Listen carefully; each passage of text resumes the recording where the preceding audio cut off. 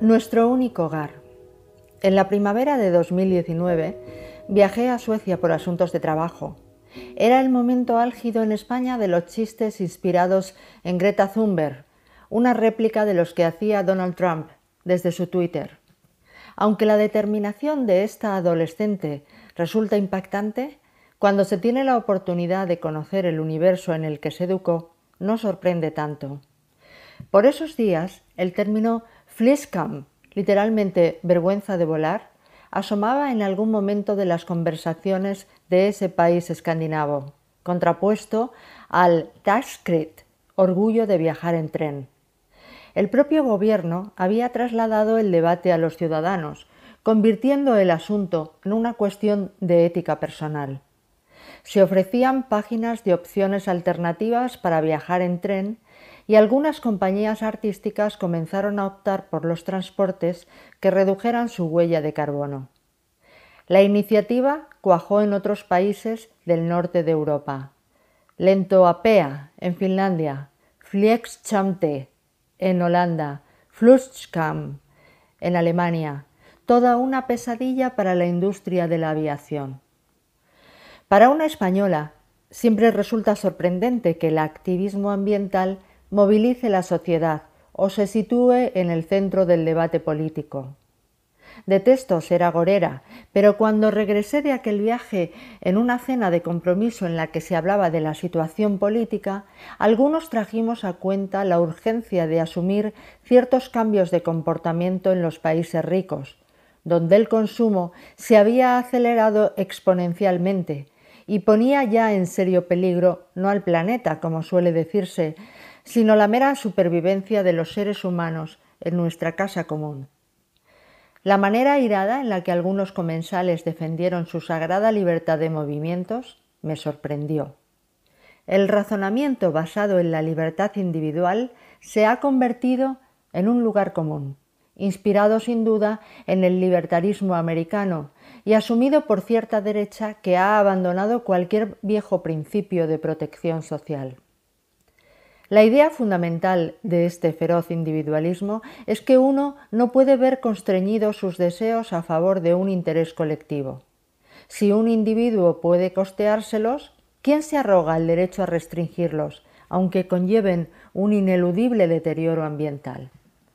Reconozco que ante el descaro con que algunas personas afirman que solo al dinero le corresponde condicionar nuestros actos, respondí irritada que tal vez surgirían impedimentos de orden superior que decidieran por nosotros y que puede que se nos presentaran mucho antes de lo que nos cabía imaginar. Seguía el recuerdo de esa conversación en mí, porque tendemos a fijar en la memoria las discusiones agrias en las que perdimos la paciencia. Cuando meses después, en febrero de 2020, pasaba unos días en Milán, mezclando deberes del oficio con paseos. El 21 de febrero se confirmaban 16 casos de coronavirus en Lombardía y 60 casos un día después. A consecuencia de esta multiplicación asombrosa, el alcalde de Milán tomó una decisión insólita para una Europa que aún creía que el virus era cosa de asiáticos. Anunció el cierre de colegios y centros de trabajo. Los últimos paseos transcurrieron por una ciudad despoblada y me sumieron en la extrañeza. Durante los días anteriores, una corriente considerable de españoles se había apiñado alegremente en la plaza del Duomo y sus alrededores comerciales. Hinchas del Valencia, profesionales de la moda, fabricantes de zapatos y restauradores llenaban restaurantes y se nos cruzaban en grupos bullangueros. La tarde del 23 de febrero formábamos la fila, ya muy inquietos, para subir al avión de vuelta a España. Algunos pasajeros llevaban mascarilla, aunque más que el miedo al contagio, cundía el temor a que se anulara el vuelo. Tan acostumbrados como estamos a nuestras rutinas, nos cuesta aceptar un cambio dramático que las desmorone. Ni la amenaza certera de una guerra mueve a la gente de sus casas. Ese apego forma parte de nuestra naturaleza. Hasta ese 14 de marzo, en el que se decretó el estado de alarma, se sucedieron como si nada ocurriera los encuentros masivos, los amontonamientos en las barras de los bares, la asistencia a partidos y sí, también el célebre 8 de marzo. La vida siguió tal cual. Y si en algún momento mostrabas tus reticencias a dar un beso en los últimos actos públicos que se convocaron, cosa que en España es para las mujeres casi una obligación, se te miraba como alguien aprensivo y descortés. El mundo cambió de un día para otro, de la pura normalidad a la mañana en la que comenzó el confinamiento. No hubo posibilidad de amoldarse. El paso de un estado a otro fue traumático. Aprendimos a desinfectarnos, a mantener las distancias, a guardar colas callejeras para entrar en los supermercados, a reducir nuestras necesidades o lo que creíamos que eran necesidades. Nuestra capacidad de movimientos se reducía a dar la vuelta a la manzana. Los que éramos conscientes de nuestros privilegios, del espacio generoso de un hogar, del trabajo que no faltaba y de las buenas compañías íntimas, tratábamos de no exhibirlos, porque en este tiempo el aumento de la brecha entre quienes podemos resistir confortablemente y los desamparados provoca vértigo.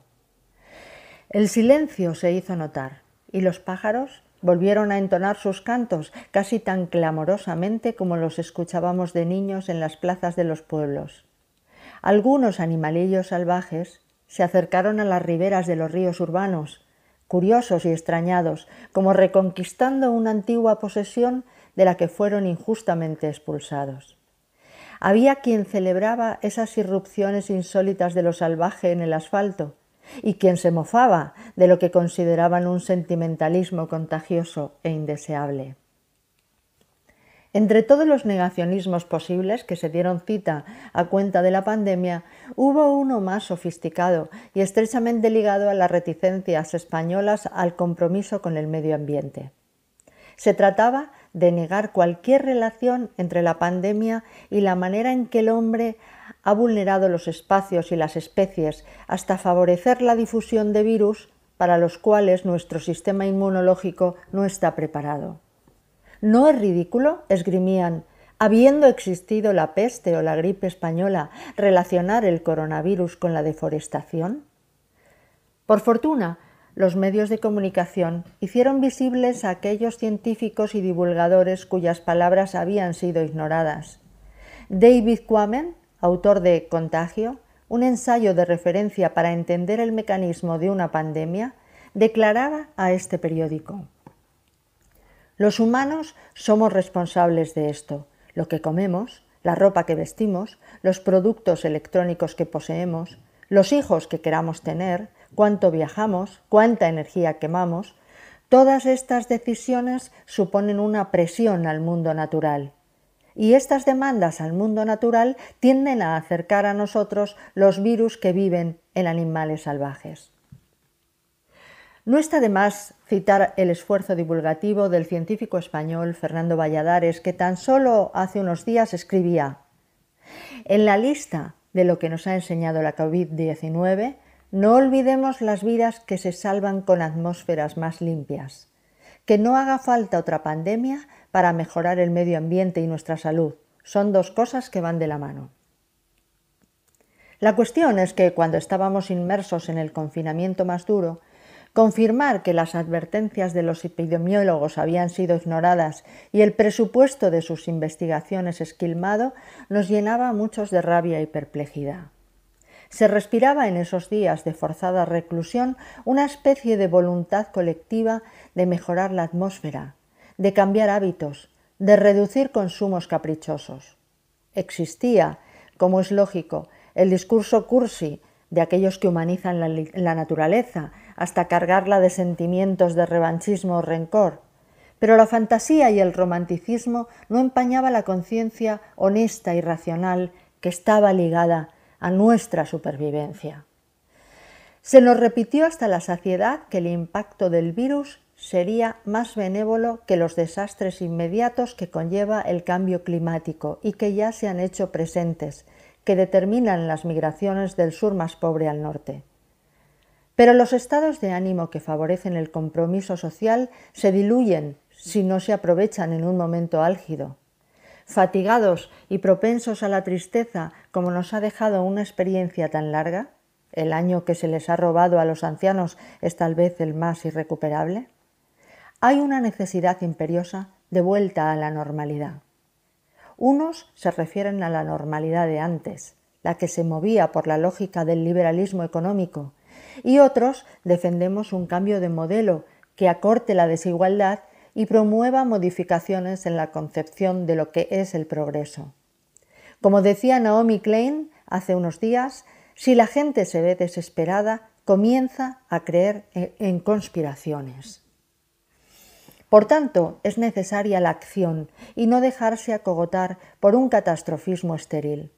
Si Joe Biden, un político del establishment, del que se esperaba no más que una correcta andadura sin grandes decisiones, ha anunciado que para 2030 1/3 de la tierra y del agua de los Estados Unidos quedarán protegidas, eso quiere decir que las políticas concretas importan, que es fundamental vigilar en qué se van a invertir esos fondos de recuperación que nos llegan de Europa, que la esperanza de un futuro habitable exige una transición hacia el color verde. A pesar de que el proceso de extinción de la biodiversidad es enorme, el discurso meramente pesimista conduce a la inacción. Mi amigo Raúl Gómez, director de la Fundación Transición Verde, con quien charlo a menudo de estos asuntos, me dice: si uno mira los datos, no ve salida a la crisis ambiental. Todos los indicadores siguen empeorando. Pero si presentamos esta información sin esperanza, nos lleva a su opuesto, a la desesperanza. Y la desesperanza es, por naturaleza, desmovilizadora. Se necesita un cambio de conciencia, no deprimirnos con la que tenemos ahora encima y concretar nuestros esfuerzos. Mitigar nuestro impacto y respetar a lo vivo se merece todos los esfuerzos que podamos hacer. No es cierto que en este año la insolidaridad haya crecido. En los barrios humildes se ha reactivado un movimiento vecinal de apoyo a quienes subsisten en el desamparo. Tal vez haya aumentado el cinismo en los cínicos y el individualismo en los egoístas, pero eso es un indicativo de que más que cambiarnos, las experiencias fuertes radicalizan las inclinaciones de nuestro carácter. Precisaríamos de una clase política que se centrara en las necesidades urgentes y proyectara para nosotros un futuro más benévolo. Pero la impresión desoladora es que, mientras los ciudadanos hemos hecho un largo viaje, muchos de ellos, no todos, no se han movido del sitio, siguen envolviéndonos en debates estériles que ignoran lo esencial y promueven el enfrentamiento y la ira. Lo más sensato que podemos hacer por nosotros y por las generaciones venideras es salir de ese fango, exigir que nos rindan cuentas. Como dice el etólogo Karf Safina, debemos tener una actitud moral sobre el valor de la vida en el único planeta habitado, que es nuestro único hogar. Ojalá que en un año hayamos aprendido eso.